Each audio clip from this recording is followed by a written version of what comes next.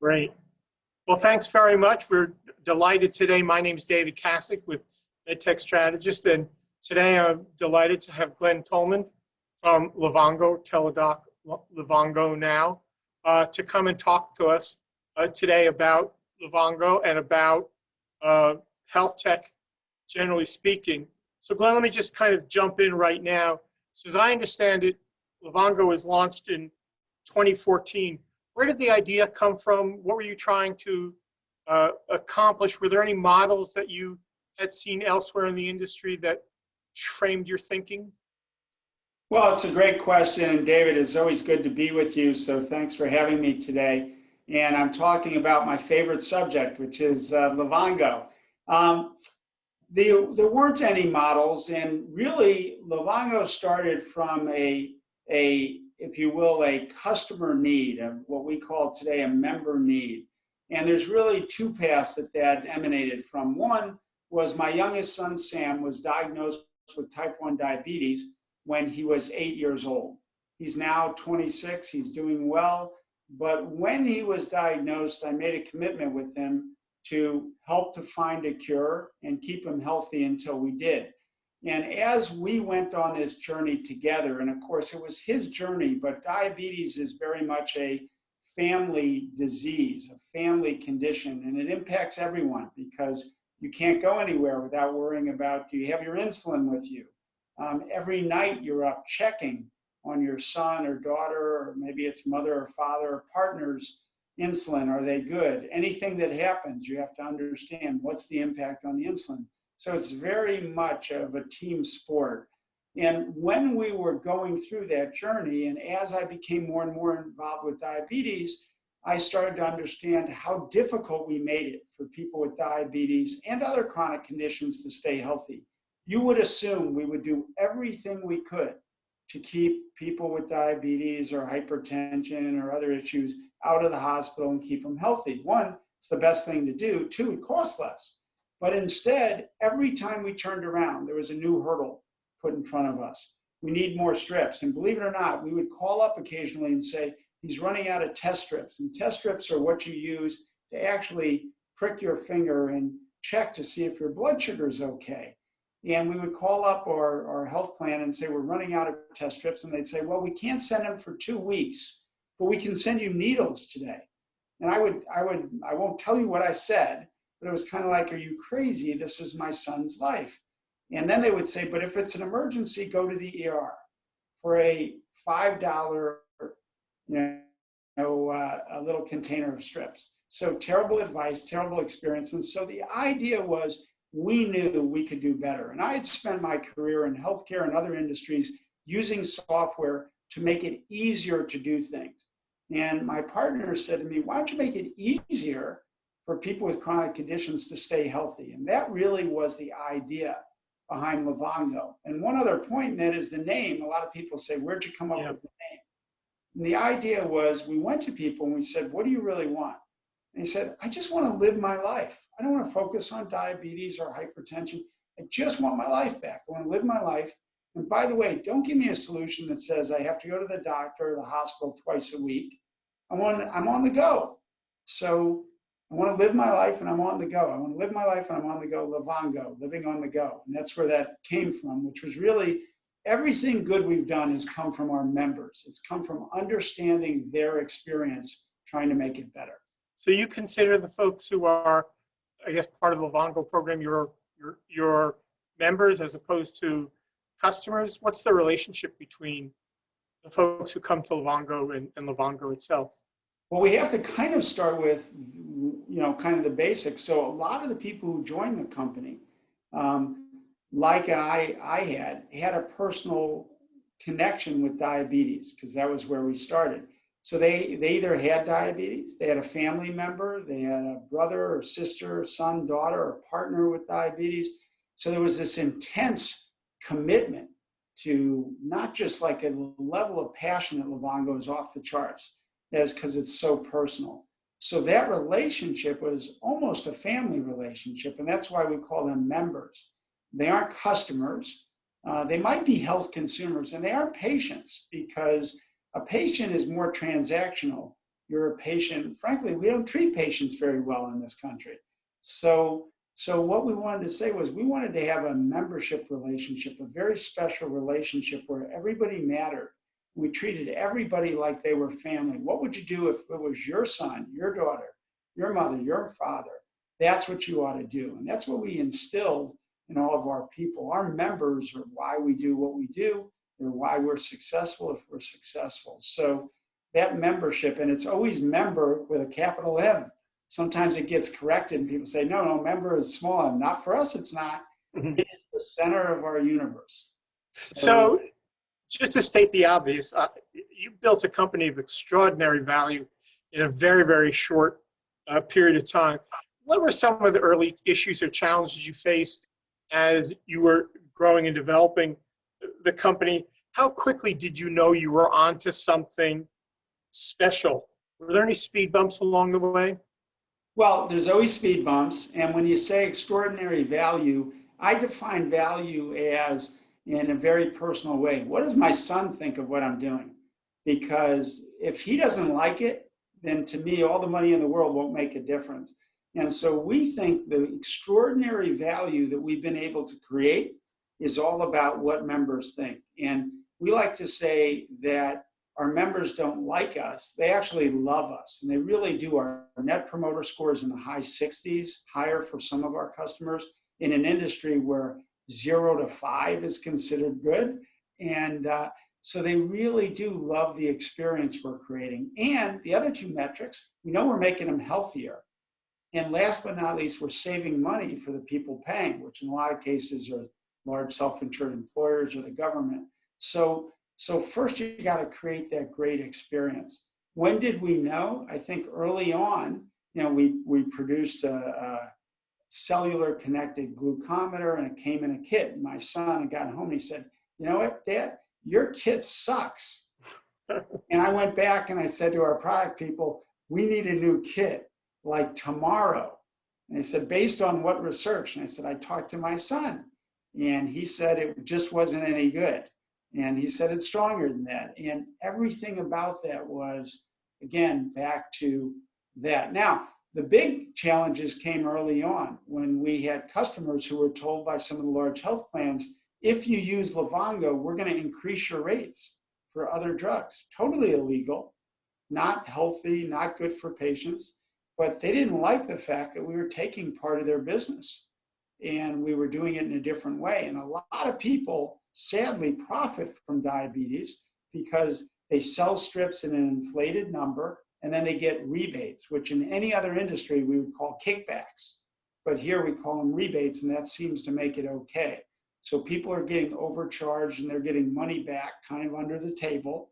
And we took that away. We made strips free. And they didn't like that. And so they were trying to get rid of us. And that was a big challenge early on. But fortunately, some very brave, very courageous, very frustrated, large self-insured employers said, you know what? For the last 20 years, we haven't fixed this problem. You're trying to fix it. We're gonna give you a shot. And they gave us a shot and we delivered. And we delivered on those big three. People loved us. We improved their health. And we did it at a lower cost. And so, but there were bumps along the way. There were bumps in, did we know if we could get our next round to keep it going?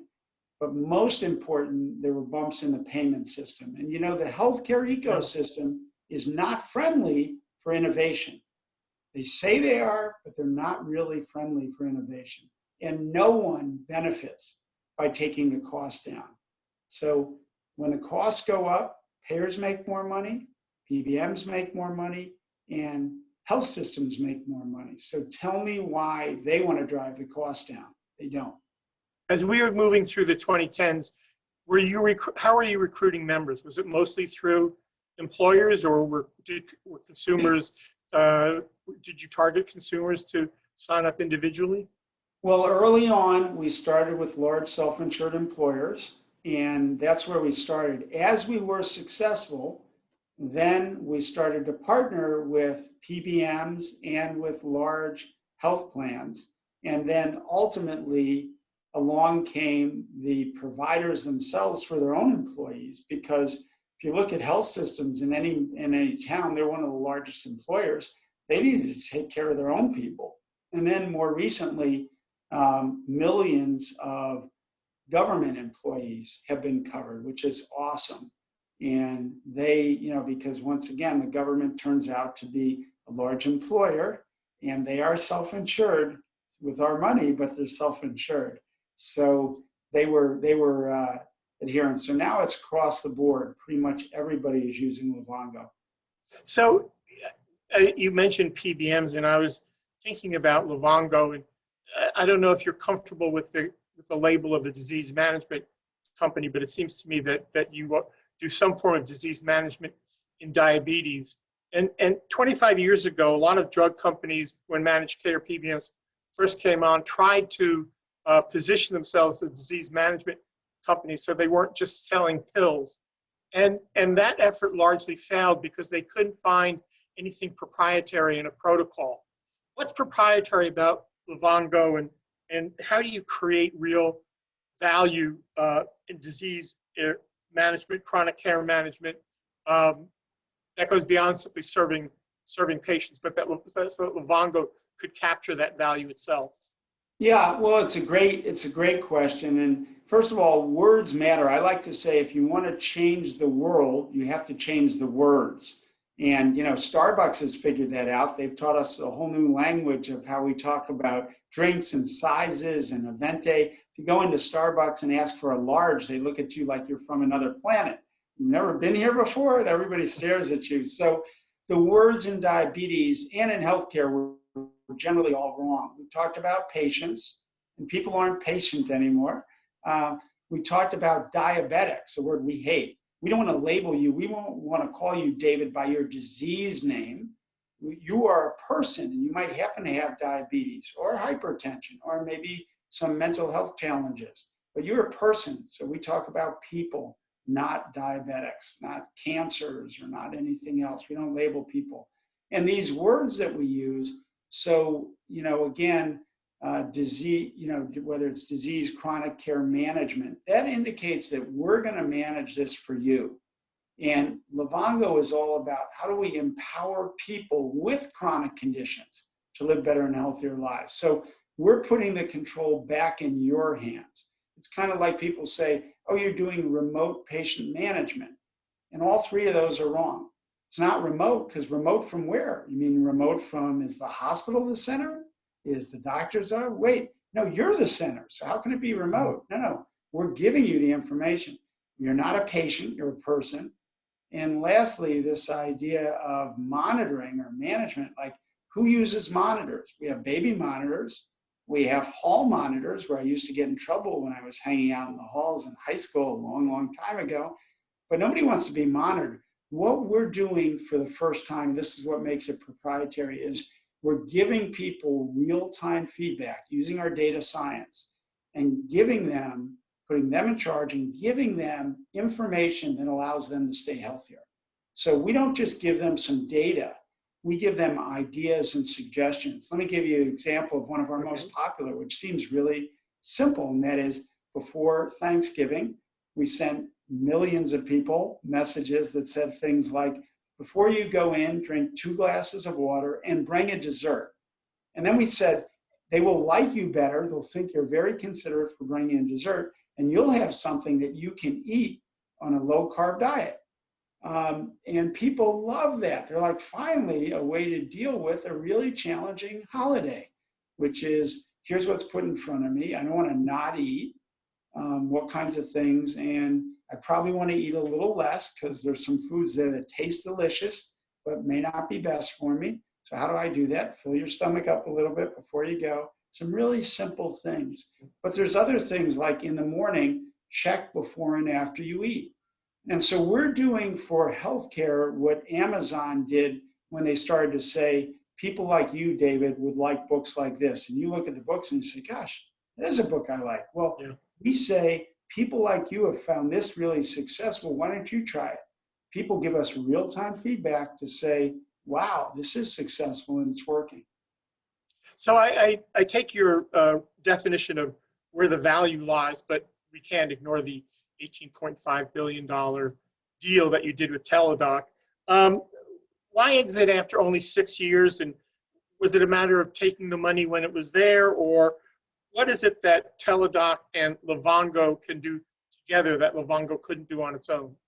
So again, let's go back to a few of the core elements. One, what's best for our members? And two, what were our goals? What were my goals? Why did I want to do this? So what's best for our members? We were starting to get calls, not a few, but hundreds of calls in the middle of the night, in the middle of the day. People would say, I'm calling because I have a sinus infection. And so we would say, well, why are you calling us if you have a sinus infection?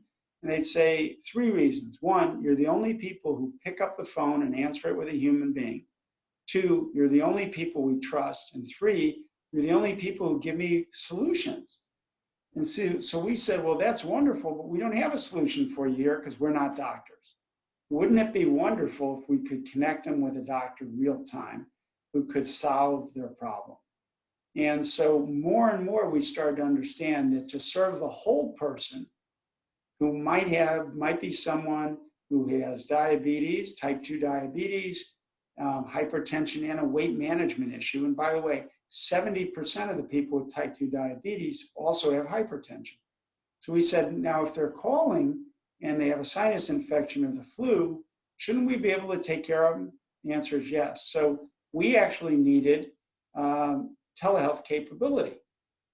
The flip side of that is Teledoc was looking at it and saying 60% of the calls we're getting are from people with chronic conditions. We need capability in chronic condition. So as we started that search, we kind of came together and said, wow, there's no overlap here. But there was a second underlying issue, and that is I wanted to get Livongo to millions of people across the world. And so we had plans pre-coronavirus to go international. That's not easy to do. Teledoc was already in 50 countries, more than 50 countries. So we said, gosh, overnight, they can flip a switch. We can have Livongo all over the world. They did 10 million telehealth visits last year. Imagine if you use that percentage, 6 million of them were people with chronic conditions. Imagine providing Livongo to 6 million people. We were shooting to get to 1 million people for our diabetes platform, in the coming years. So this was an ability to get this product worldwide, get it to millions more people, provide them the kind of help we can provide them. And that's what drove the transaction.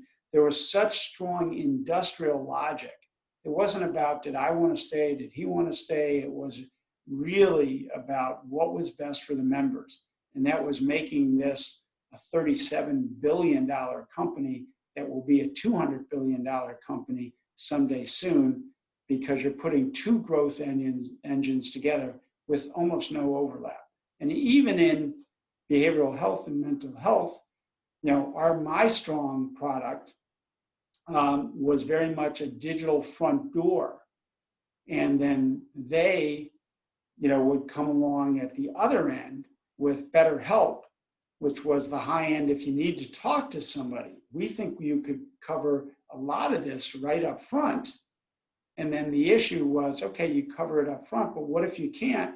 You need to talk to somebody. Now we'll route you to BetterHelp.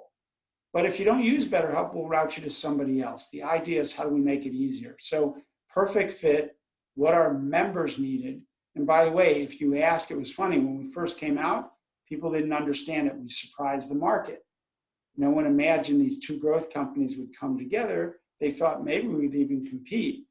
But who understood it day one? Members and our clients. And they started day one. How soon can I buy both these and put them together? And we've already, as you saw last week, we announced major deals that are happening and getting accelerated because of the combination. Then the market started saying, wow, this does make sense. And you've seen, as it always does, the stock price not only recovered, but if you listen to the analysts, they have great hopes for where it will go. Well, it sure sounds like you built an extraordinary company with an extraordinary future in front of it. And I think we could talk about it in much greater depth and longer term. But I'd like to shift gears a little bit, because in addition to founding and creating Livongo, you're also an investor in HealthTech, or digital, if you want to call it that. And I'd like to, for the folks watching this, to just talk a little bit about that. So you built an extraordinarily successful company. You started from scratch. Now you're investing in companies that other people have started. What do you, as a kind of broad beginning question, what do you look for? What are the boxes you need to see checked when you're looking at a startup in health tech or digital health? What are the things that people are coming to you with that strike you as not the right thing to do? Sure. Well, first of all, I've been lucky in my career because I've been able to either join or start 3 different companies that I took public, and then a 4th company that was already existing that I ended up running as a public company. But all along the way, Is that last one Allscripts? with Allscripts, before that with Enterprise Systems, before that was CCC Information, which was already public, started by my brother actually, and then I ended up running that. But all along the way, we also were starting and investing in separate private companies, most of that with a long-term business partner who was our CFO at Livongo, Lee Shapiro. And Lee and I have been investing together for 25 years. And we've been fortunate in all kinds of areas. A solar company I started with another great entrepreneur, Pete Cadence, and that was sold to Southern California Edison Ventures. And we've had these successes. And a few years back, just about 3 years back, people came to us and said, you should start a fund. And we had been doing these as one-offs. And so we kind of pooled our family offices and started 7 Wire Ventures. And it was early stage digital consumer health. And we were investing on this thesis called the informed, connected health consumer. We would invest in companies that made people smarter, more informed, and made them more connected, either connected to the internet or the internet connected to us, like remote monitoring as it's called, but we don't like that. Maybe virtual health is better. We wanted to focus on health and not health care. So what could we do outside the system? And lastly, treat people as health consumers, not as patients. So that was the thesis. Started investing. It's now become, I think, if not one of the most successful firms from a return standpoint in Chicago, and one of the top firms nationally in our size group. So we've been fortunate about that. And we're looking for people who are reinventing the consumer experience and putting consumer first. So the advice, I think, to a lot of the companies we see, one, understand who's going to pay you and how you're going to get to them. Because it is, as we discussed earlier, it's treacherous in the health space if you don't understand the payers, because the buyer of the service isn't always the person paying for it. And the payer can sometimes eliminate the buyer's access. So you first got to figure out, how do you get paid, number one, and how do you get access, number two. We've seen a lot of great companies that come and say, well, I'm going to tell the payers they have to pay for this. And we know that's not a strategy for success. We have other people who say, I'm going to market direct to consumer. And there's a lot of consumers. They definitely don't always need to or think about their health until they actually need it. So it's kind of hard to market to them, very expensive to do. So you have to always start with who pays you and how do you get access. And those are the 2 things we look at. A good idea is okay, but we next look at the people. And that is, what are the people like? A lot of our companies have people. We have a great company called NoCD, which is an OCD company, cleverly named NoCD. And that's founded by an individual, an entrepreneur who struggled with OCD, couldn't find solutions, had to build his own. And that's been now very successful. Just had another round that priced up. Exciting. Another business called Home Thrive. And the idea was, how do we keep aging parents in their homes rather than putting them in, facilities? Every parent wants to stay in their home if they can, but they have a need for different services. So how do we create a digital valet, if you will, to say, oh, you need flowers delivered? We can take care of that. You need a ride to the doctor? We can take care of that. How do we build that trust and that interface to allow them to stay in a healthier environment, their own home, but not be calling their kids every other day and not miss medical appointments because they couldn't get a ride. So that's Home Thrive. So each one of these solves a unique customer or health consumer need. That's what we focus on. So I was going to ask you about the consumer angle, and you've answered it eloquently. Let me ask you whether, though, you make a distinction between self-pay and consumer. Is there enough self-pay business out there, self-pay customer base to support pure self-pay, or do you always like to have a reimbursement arm somewhere paying for the products and services your companies develop? Well, I think increasingly there's enough self-pay, but we've also seen between the way plans are being structured, where people are paying more and more of the dollars up front, and between the copay escalation, more and more of the burden is being shifted to individual consumers. We're seeing this look at all the innovation in medications. So, there's a whole variety, including some that just went public, who are saying, we can help you buy your meds, we can buy your meds cheaper, we can buy your meds in some cases cheaper than your own copays, and tons of innovation there. Even Amazon jumped in with the purchase of PillPack. So how do we make it easier to get meds to you? And how do we reduce the cost or control the cost on your behalf? Now, you would think this would be the purview of pharmacy benefit managers, right? The very big ones, or it would be the purview of health plans. And yet all this innovation is coming because they haven't fully solved the need. So we're going to see so much innovation in healthcare. And I think one of the things I'm so proud of about Livongo is it demonstrated to the market the value that can be created, first in our IPO, then our secondary, then our convertible, and then, of course, the merger transaction. It demonstrated to the market that, one, there's a vibrant market for health. It's finally consumer digital health has finally arrived. And now, if you look at what happened literally after our IPO, the number of IPOs that have happened, that have been planned, the number of financings has exploded, because we showed people there are better models to deliver health, and you don't have to wait for the government to do it, and the government's not going to do it. So, yeah, and certainly one of the things that you illustrate so clearly is that in $1 trillion plus healthcare system, you've really unleashed these forces for creating value. Now, I don't mean to express them exclusively in terms of financial, but that's really, it seems to me, what Livongo and Teledoc together are doing is looking for these opportunities to maybe blow a model apart, disrupt the current status quo, and really get to the value that's in that $1 trillion plus sector of our economy. Well, we have. I mean, the merger of Teledoc and Livongo has created the largest global consumer-centric virtual care organization in the world.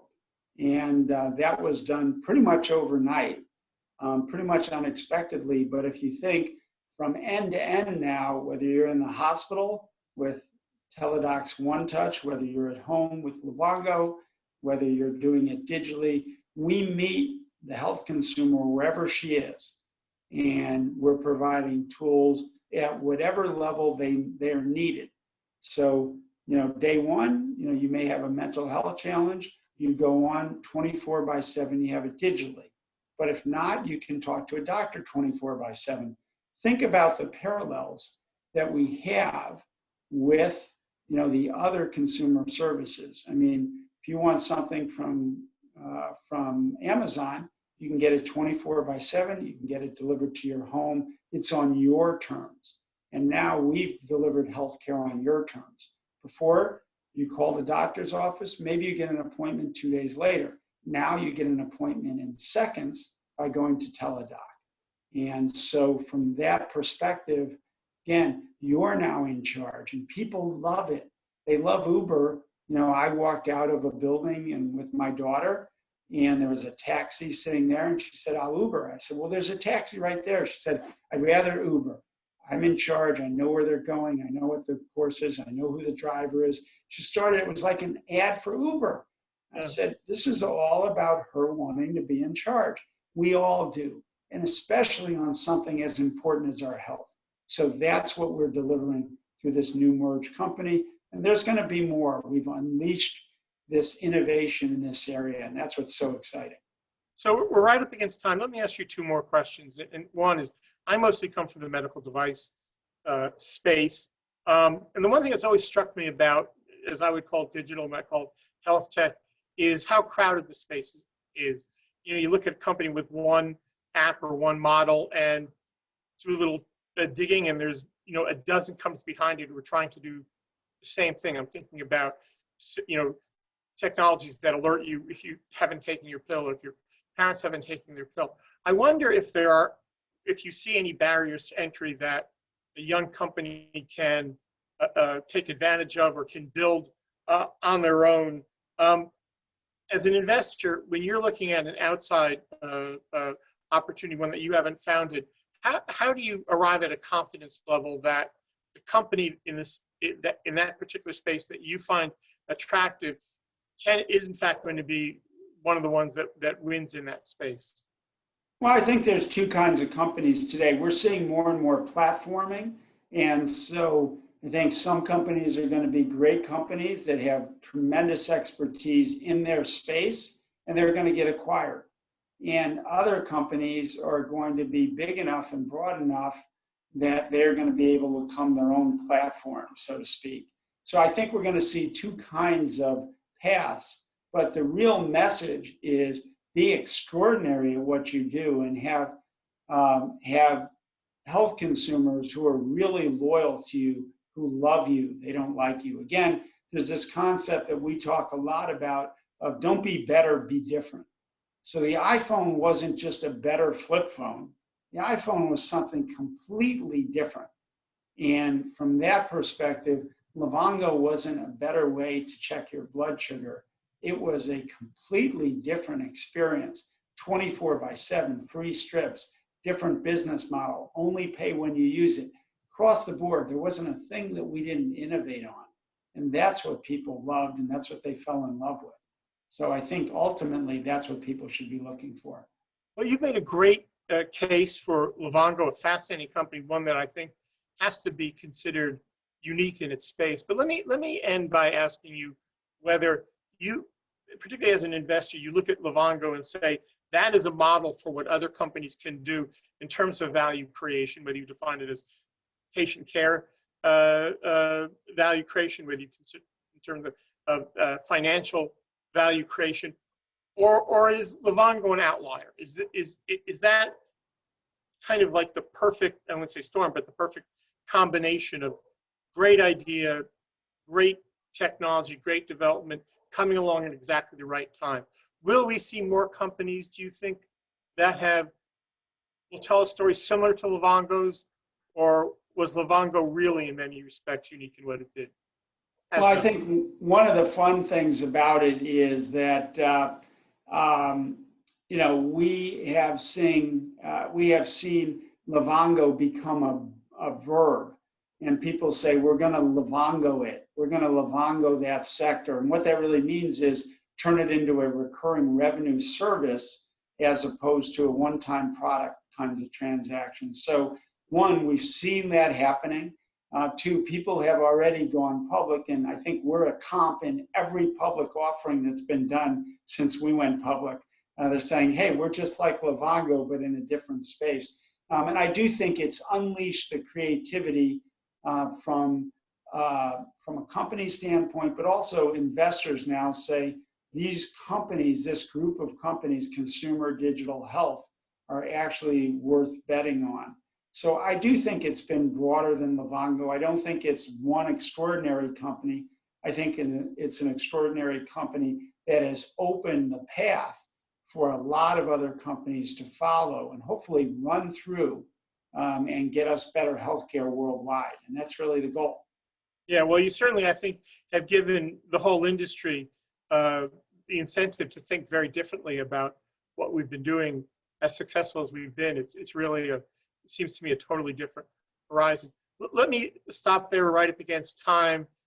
Thank you on behalf of the folks who are viewing this from the platform, and great good luck with the Teledoc Livongo merger. I can't even imagine what's coming next. Great. Well, thank you. Appreciated talking with you. And thanks to all of the health consumers. That's all of us who are watching. Let's build a better healthcare system together. Super. Thank you. Absolutely.